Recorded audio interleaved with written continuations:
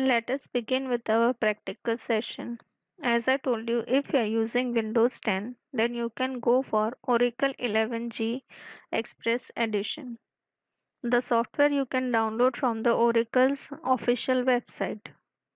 And once it is installed, during the installation, it will guide you what are the instructions. But remember the password which you have given.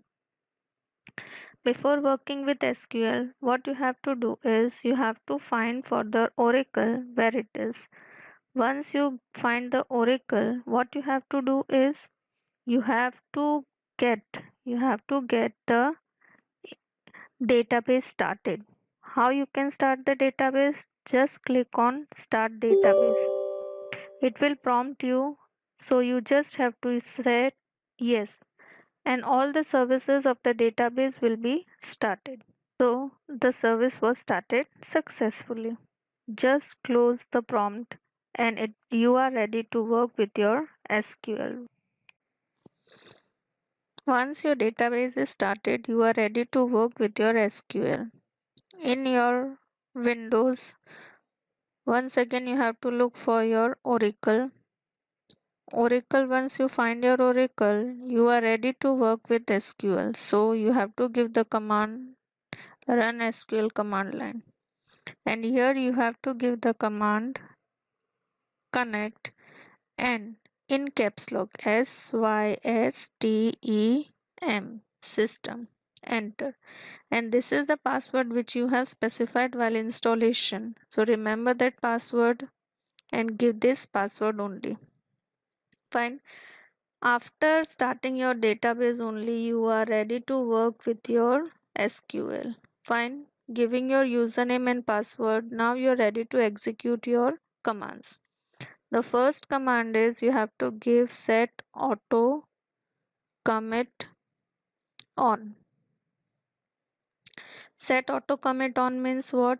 Whatever changes you are making, they will be permanent. Now try to find out how many tables are there in your system. And to find that, the command is select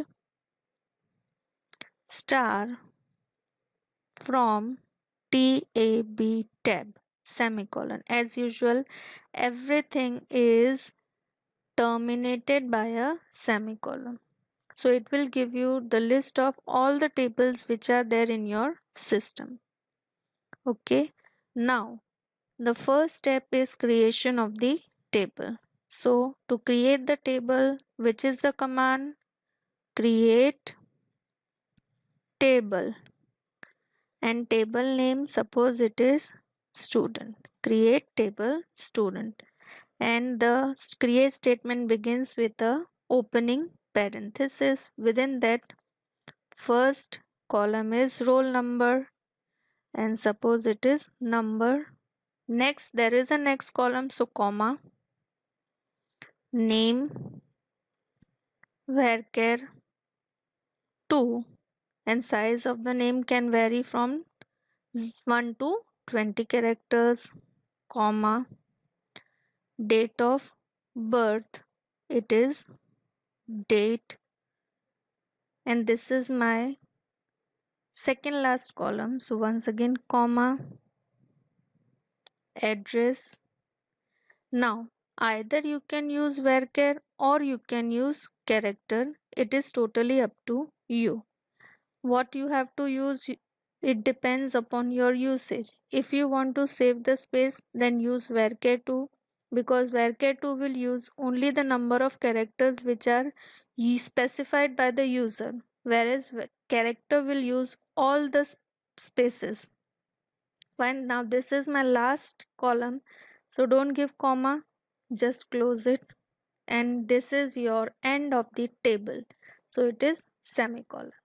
See, create table was not terminated, so there is no SQL prompt. It is numbers 2, 3, 4, 5, 6, 7. Once you terminate it, it will return to your SQL prompt. But what happened over here? I haven't specified the data type for the address column. Now what to do? Just write ed command. Once you write ed command, a notepad will be opened, and within that notepad you can give your corrected value. But within this, you have to remove the backslash. File, save, file, exit. Once you exit, now here you give semicolon. Once you give the semicolon, it will give the message table created. There was no syntax error. Now, how can you view the structure of the table? You have to give the command DESC, describe, and table name. That is which table? Student table, terminated by semicolon. So it will give you the columns which are the part of your student table. Okay, is it clear? Now, if I want to find the number of records in the table, so select star from which table? Student table, and once again semicolon. So no rows found. Why no rows found? You don't have any values over here. Now first we have to insert the values. So the command is insert into which table? Student table. Fine. Insert into student table list of all the columns. List of all the columns. So which is the first column? Roll number, name, date of birth, address. Finished. Here also the insert statement is not over. The next clause, what is the next clause? Values. Fine. Now I'm using the command substitution method, and for the command substitution method what I have to use? I have to use ampersand sign. So what I have to write? I have to write ampersand roll number, comma, single quotes, ampersand name, single quote. Second value is a string, so it must be enclosed with single quotes. Next is date. Date is again to be enclosed within single quotes, not double quotes. So single quotes,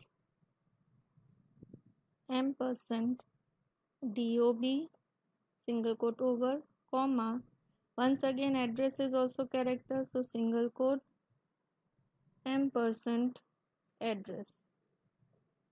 Single quotes over, bracket close, and now your finally insert statement is over. So semicolon, enter.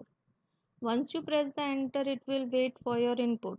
So enter the value of roll number 12, name, give your name, then date of birth. Now don't specify the single quote, just write the date of birth, dash, and three characters of the month, dash, and the year. Enter. An address. So address also specify. अब आपको अगर दूसरा record add करना है तो simple है, SQL prompt पे सिर्फ एक फॉरवर्ड स्लैश टाइप कर दीजिए. You have to continue the process. आपको यही करना है जब तक आपको न्यू रिकॉर्ड इंसर्ट करना है, तब तक आपको क्या करना है, वैल्यूज देने के बाद फाइनली क्या करना है, फॉरवर्ड स्लैश डालना है नए रिकॉर्ड के लिए. तो फिर से सेम प्रोसेस स्टार्ट होगा. It will wait for the input और आपको वहां पर वैल्यू देनी है. जब आपको लगता है कि आपने सारे रिकॉर्ड्स एंटर कर दिए, उसके बाद आपको फॉरवर्ड स्लैश नहीं देना है. फिर आपको जो कमांड्स देनी है आप कमांड्स दे सकते हैं.